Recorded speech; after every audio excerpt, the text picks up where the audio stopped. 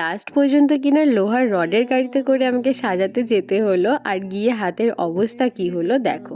Hi everyone, আমি আবারও চলে এসেছি তোমাদের সাথে আমার আরেকটি মিষ্টি ব্রাইডের গল্প শেয়ার করতে। সেদিন আমার ব্রাইডের কল টাইম ছিল 3:30, তো সেই মতোই বেরিয়ে পড়েছিলাম। আর আমার সাথে ছিল মা, যে আমাকে অলওয়েজ অ্যাসিস্ট করে।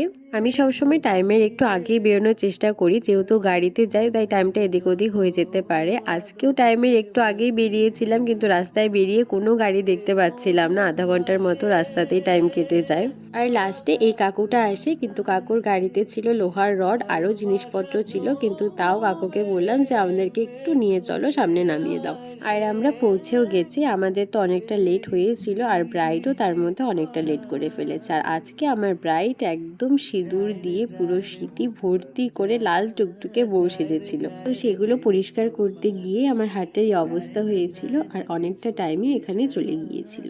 তাই আমি ঝটপট মেকআপটা শুরু করে দিয়েছিলাম, যেহেতু আমাদের অলরেডি অনেকটা লেট হয়ে গেছিলো আর টাইমের মধ্যে ব্রাইডকে ছাড়তে হবে।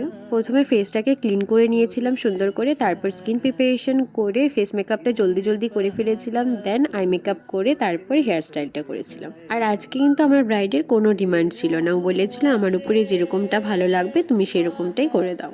আর এই তো এটা হচ্ছে আমার ব্রাইডের ফাইনাল লুক। ওকে কেমন লাগছে অবশ্যই কিন্তু তোমরা কমেন্টে জানিও।